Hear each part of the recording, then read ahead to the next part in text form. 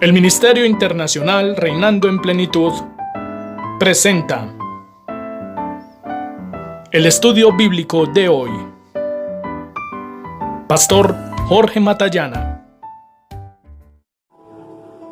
Amados hermanos, amada iglesia, queridos amigos, una vez más esta tarde nos encontramos para tener la oportunidad de continuar con nuestro estudio bíblico acerca de las tres bestias que hemos comenzado ya hace un tiempo.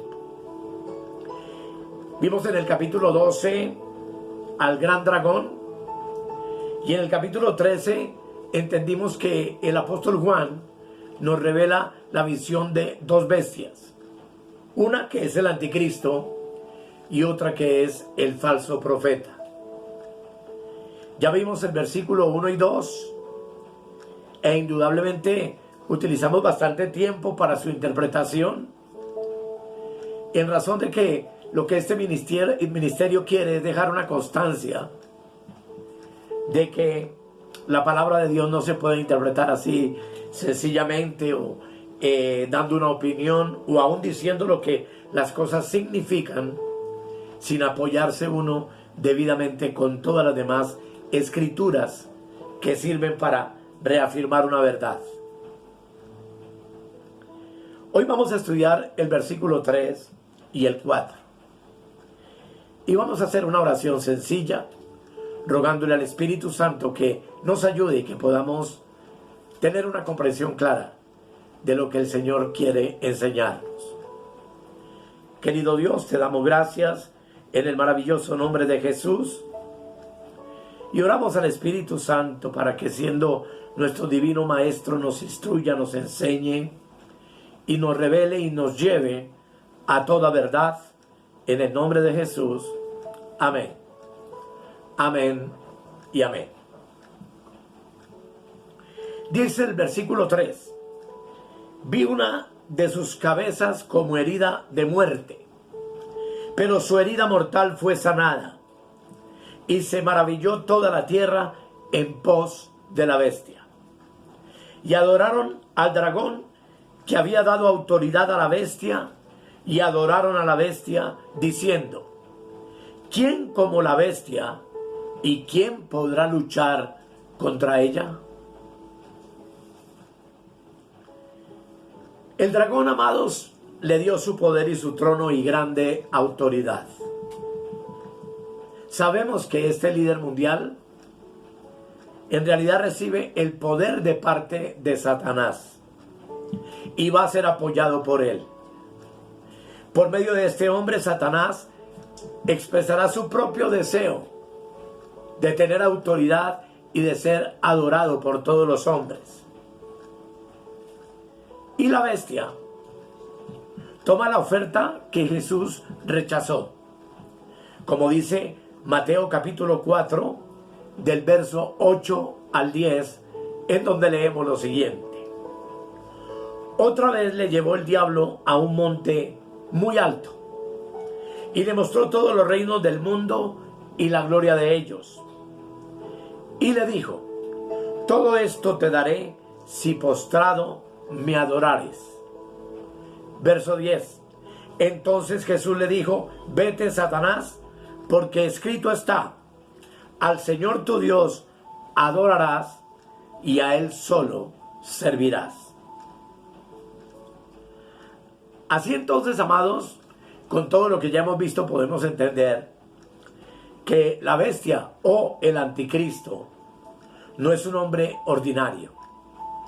Él es llamado la bestia que asciende del pozo del abismo, como dice Apocalipsis 11:7, en donde dice la palabra: cuando hayan acabado su testimonio, la bestia que sube del abismo hará guerra contra ellos y los vencerá y los matará.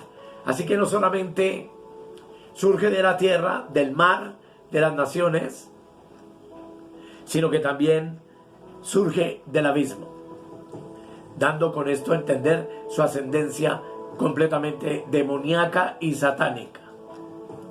En Apocalipsis 17:8 dice: la bestia que has visto era y no es, y está por subir del abismo e ir a perdición.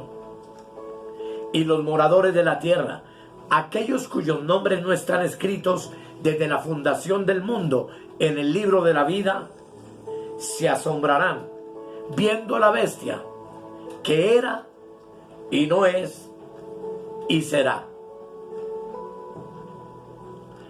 Aquí vale la pena entender, amados, que los hombres ordinarios no provienen del abismo. Y lo más probable es que sea Satanás mismo quien toma posesión de este hombre, haciéndolo con esto poderoso y excepcional. Ese fue, por ejemplo, el caso de Judas, cuando traicionó al Señor Jesucristo, que fue poseído por Satanás. Como dice Juan, capítulo 13, el verso 27. Y después del bocado, Satanás entró en él. Entonces Jesús le dijo: lo que vas a hacer, hazlo más pronto. Todos recordamos ese pasaje bíblico de la última cena y de cómo ya todo estaba listo para que Judas Iscariote entregara al Señor en manos de el Sanedrín judío, en manos de los gentiles, tal y como ocurrió. Y Apocalipsis 13:3 dice: vi una de sus cabezas como herida de muerte. Esto es sumamente importante. Dice: pero su herida mortal fue sanada, y se maravilló toda la tierra en pos de la bestia. Una de sus cabezas, sabemos que tiene 7. Interpretamos las 7 cabezas de la bestia como las 7 formas de gobierno mundial, desde el imperio egipcio hasta el imperio romano restaurado, que es esta última cuarta bestia de el sueño de Nabucodonosor, en donde se nos dice que tiene una herida mortal, pero que esa herida mortal fue sanada. Y vemos cómo la recuperación de la bestia incrementa su fama y autoridad, pues se maravilló toda la tierra en pos de ella. Indudablemente este texto deja entrever lo que muchos comentaristas sugieren y en lo que estamos de acuerdo muchos, es que este personaje mundial sufrirá un atentado mortal y evidentemente morirá, pero resucitará, se levantará de esta herida mortal, lo cual traerá asombro al mundo entero, pues dice: su herida mortal fue sanada. Y lo que hace esta resurrección de la bestia es que su fama y autoridad se incremente, pues la palabra de Dios nos dice que se maravilló toda la tierra en pos de la bestia. 2 veces después, en Apocalipsis 13:12 y 13:14, esta recuperación es mencionada en conexión a la adoración y a la devoción de la tierra hacia la bestia. Algunos que ven a la bestia no como un hombre, sino como un gobierno, ven esto como el renacimiento del Imperio Romano, cumpliendo Daniel capítulo 7. Y en sí también estoy de acuerdo, porque esta cabeza herida sabemos que es el Imperio Romano, que prácticamente fue destruido después del 400 después de Cristo, pero que ahora resurge con el poder de este personaje mundial. Pero la manera natural de entender las palabras de Juan de Apocalipsis 13 nos hace creer que él habla de un hombre quien tendrá una herida mortal, la cual será sanada. Este hombre dirigirá al Imperio Romano revivido, y su personalidad lo dominará. Pero él y el imperio no son exactamente lo mismo. Uno es el imperio y otro es el gobernador de ese imperio, que obviamente será el anticristo. Su herida es sanada. Y eso en realidad, amados hermanos, muestra a un anticristo quien imita a Jesús en su muerte y resurrección.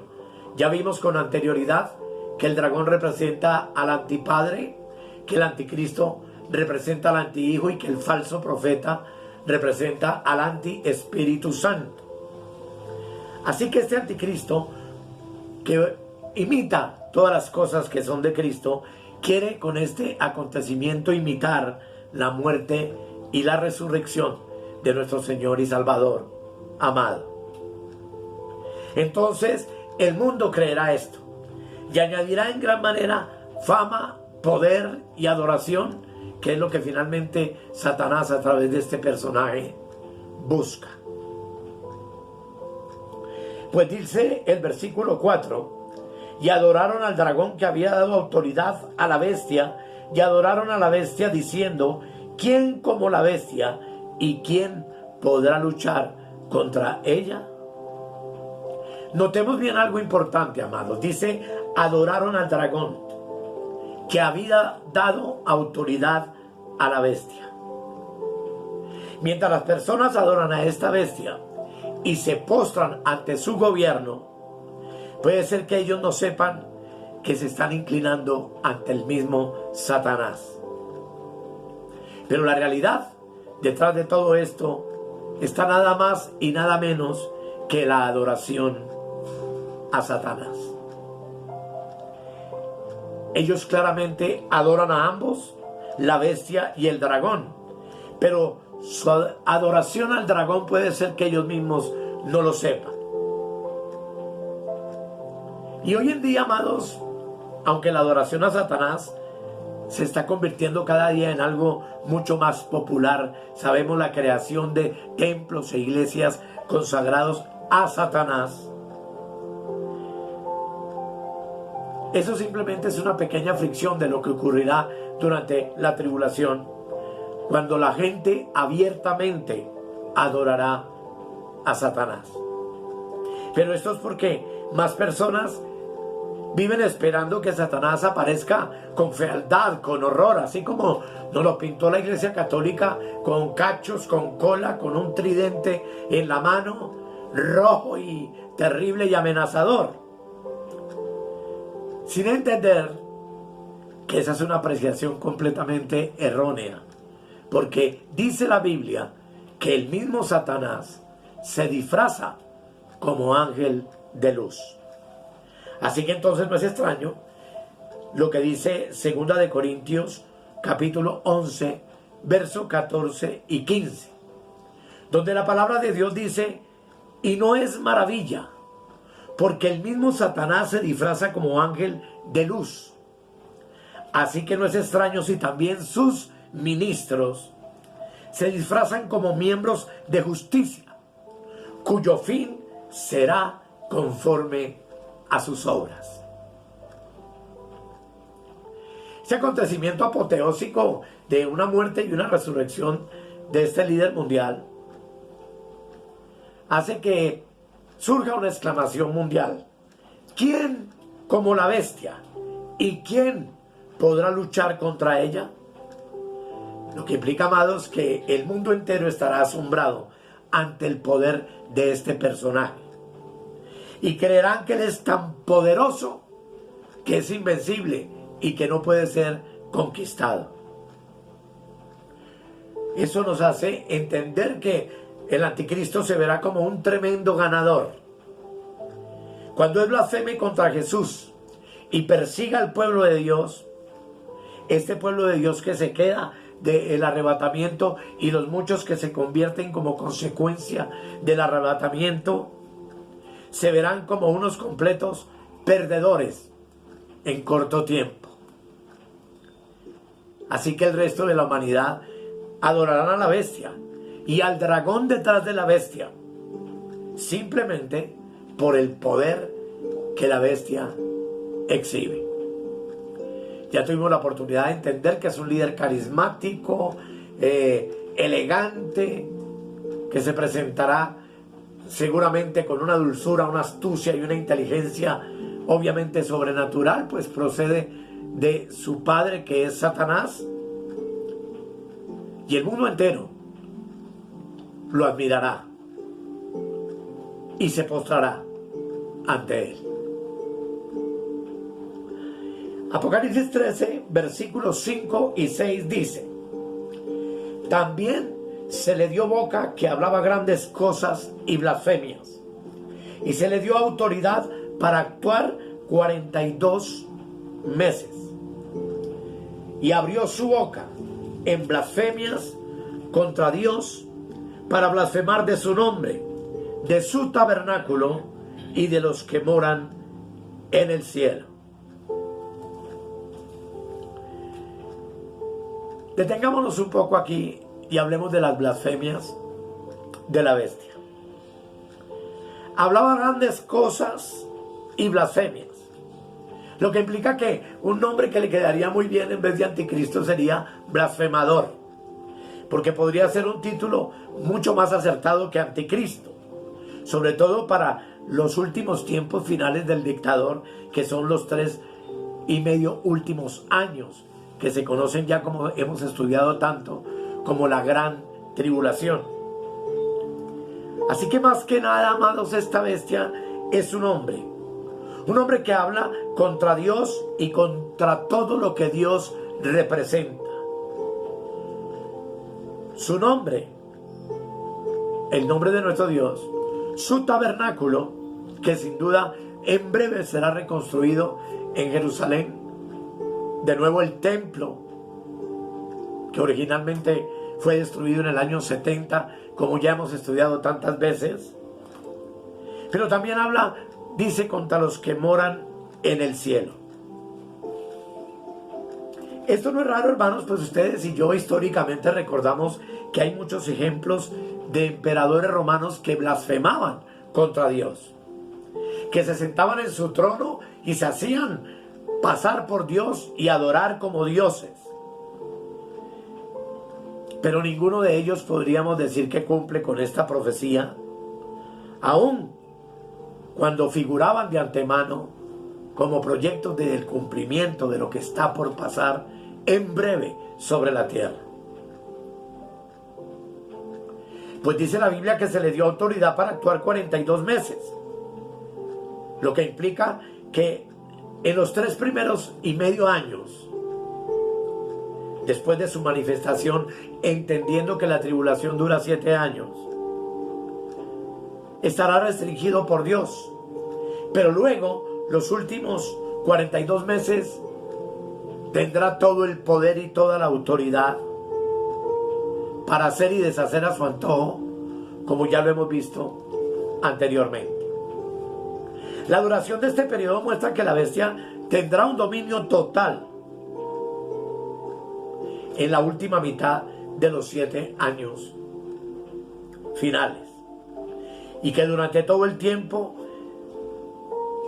sin embargo, él está bajo la autoridad de Dios. A ver, en un tema pasado entendimos que Dios le entrega a Satanás por 7 años la tierra por completo. Sin embargo, tenemos que entender que Dios es soberano, y a pesar de que le entrega el dominio y el control, durante los 3,5 años, el anticristo no podrá actuar con toda la fuerza y fiereza y maldad que lo hará durante los últimos 3,5 años del final de la tribulación. Pero surge una pregunta que es importante. ¿Por qué la bestia dice blasfemias contra Dios? ¿Y por qué de los que moran en el cielo? Me llama mucho la atención esta parte del versículo. Dice que dice el versículo así: abrió su boca en blasfemias contra Dios, que eso lo entendemos, pero para blasfemar de su nombre, dice, y de su tabernáculo, es decir, del templo, y de los que moran en el cielo. Esta parte es importante, porque eso significa que él habla en contra de aquellos que fueron tomados en el rapto de la iglesia y que por lo tanto ahora se encuentran fuera de su alcance. Y esto nos sirve, amados, para entender la necesidad de este último tiempo que apremia, donde estamos viviendo momentos difíciles, donde son multitud de personas las que están pasando por tremendas dificultades económicas, donde aún todavía la pandemia sigue causando estragos y en donde la apostasía de la iglesia, en vez de haber arrepentimiento, de llamar a la iglesia a una conversión genuina a Dios, se está desbordando de manera mucho más abierta y mucho más tremenda. El versículo 7 y 8 del mismo libro de Apocalipsis dice: y se le permitió hacer guerra contra los santos y vencerlos. También se le dio autoridad sobre toda tribu, pueblo, lengua y nación.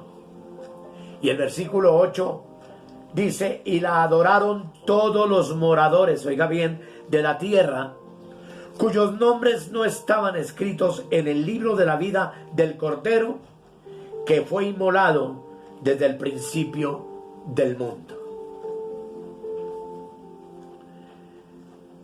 La bestia hará guerra espantosa contra los santos. Dice que se le permitió hacer guerra contra los santos y vencerlos.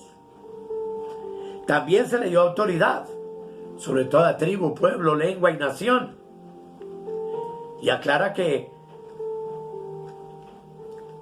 todos los que no estaban escritos en el libro de la vida del Cordero, que fue inmolado desde el principio del mundo, serán sus adoradores, a quienes la Biblia llama moradores de la tierra. Y esto implica, hermanos, que al permitírsele hacer guerra contra los santos, Apocalipsis 12 describe el fenómeno más amplio de la persecución satánica durante el periodo de la tribulación que jamás se haya visto. Aquí el instrumento principal de esa persecución es revelada, pues el gobierno de la bestia perseguirá y matará a todos aquellos que no se postran en adoración a la bestia, y ya sabemos que al dragón que está detrás de la bestia. Por tanto, se les persiguen y son vencidos. Cuando habla de vencerlos, no significa que la bestia pueda vencer la fe de los santos, pero sí significa que él puede destruir sus vidas físicas y por toda apariencia derrotar la causa del pueblo de Dios sobre la tierra. Como algún día podremos ver, hermanos, esos son los ingentes esfuerzos que está haciendo hoy en día el Vaticano aliado con las naciones de la tierra para instituir el nuevo orden mundial. Pero durante la tribulación, la persecución realmente será espantosa. ¿Quiénes son esos santos que son vencidos por la bestia? Muchos puntos de vista del tiempo del rapto se entiende que determinarán que una vez que la iglesia haya sido levantada, los que se quedaron serán los primeros creyentes absolutamente convencidos de su tremendo error, y ellos testificarán indudablemente durante el periodo de la tribulación, y muchas personas, al ver desaparecer millones de gentes sobre la tierra, se convertirán al Señor Jesucristo. Hay personas que creemos firmemente en un rapto antes de la tribulación, y que sabemos por la palabra de Dios que ya estudiamos que las vírgenes insensatas formarán parte de este grupo que se queda sobre la tierra, pero también que a través de ella muchos llegarán al conocimiento de Cristo después de que la iglesia haya sido levantada. Jesús dijo de la iglesia que las puertas del Hades no prevalecerían contra ella en Mateo 16, 18.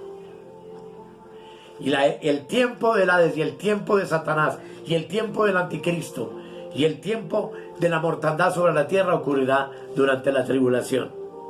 Por tanto, las puertas del infierno, las puertas del Hades no prevalecerán contra la iglesia, porque la iglesia habrá sido levantada antes de que este acontecimiento terrible suceda. Ahora, dice que la adoraron todos los moradores de la tierra. Y este último dictador mundial demandará y recibirá la adoración de toda la tierra. Y todo aquel que no quiera adorarlo será muerto, será sacrificado. Porque aquellos que le adoran pagan el precio de su adoración y caerán bajo el juicio de Dios en las copas de la ira de Dios que no estamos viendo ahorita, pero que ya vimos en el pasado. Pero ellos son aquellos cuyos nombres, dice la Escritura, no estaban escritos en el libro de la vida del Cordero. Hoy yo te hago una pregunta informal. ¿Estás seguro de que tu nombre está inscrito en el libro de la vida del Cordero? Porque los moradores de la tierra no están inscritos en ese libro maravilloso. Y ellos serán los adoradores de Satanás y la bestia durante el periodo de la tribulación. Ahora, ¿cómo le adoraron todos los moradores de la tierra?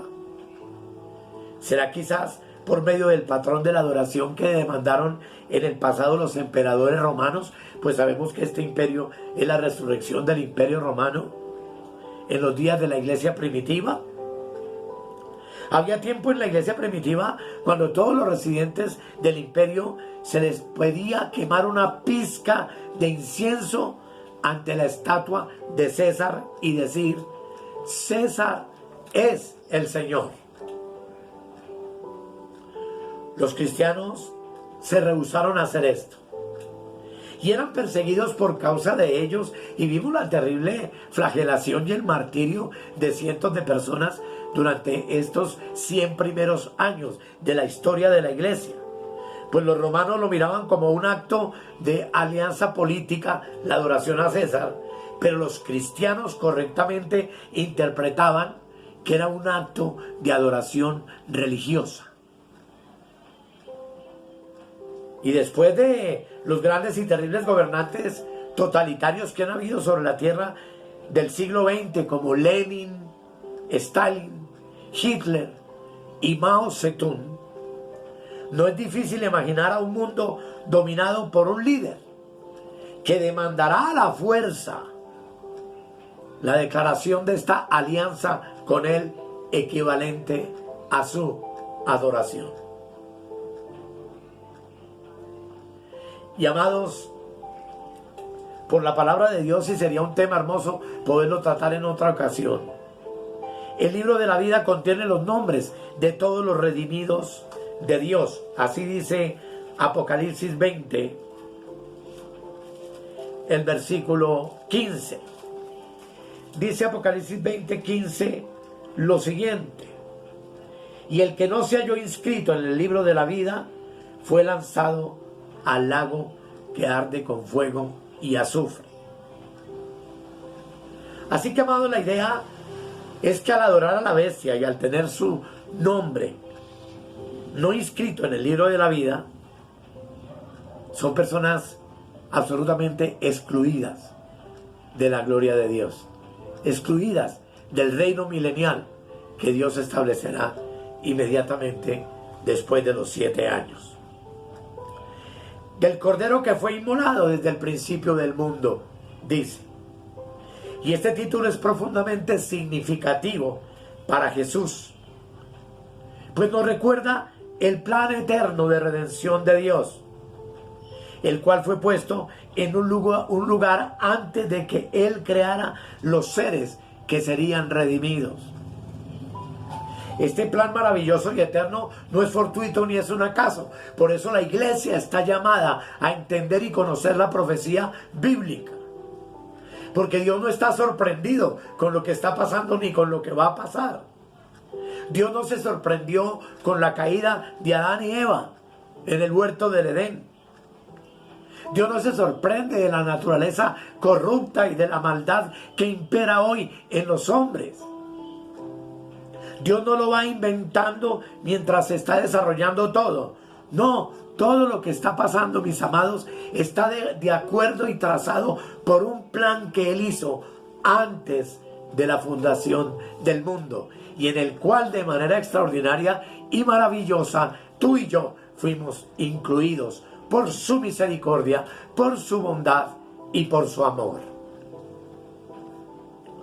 Dios el Hijo tenía una relación eterna de amor y de compañerismo con Dios el Padre antes de la fundación del mundo. Y la obra de Jesús fue ordenada también antes de la fundación del mundo, como dice primera de Pedro, capítulo 1, el versículo 20, donde la palabra de Dios dice: ya destinado desde antes de la fundación del mundo, pero manifestado en los postreros tiempos por amor de vosotros. Dios eligió también desde antes de la fundación del mundo a sus redimidos. Efesios 1:4, que también hemos tenido la oportunidad ya de estudiar suficientemente, pero que voy a leerlo para que nos quede bien claro. Dice: según nos escogió en Él antes de la fundación del mundo, para que fuésemos santos y sin mancha delante de Él. Así que, amados, también tu nombre y mi nombre está escrito en el libro de la vida desde antes de la fundación del mundo, como dice Apocalipsis 17, el versículo 8. Dice: la bestia que has visto era y no es, y está para subir del abismo e ir a perdición. Y los moradores de la tierra, aquellos cuyos nombres no están escritos desde la fundación del mundo en el libro de la vida, se asombrarán viendo a la bestia que era y no es y será. De eso hablaremos en el próximo segmento.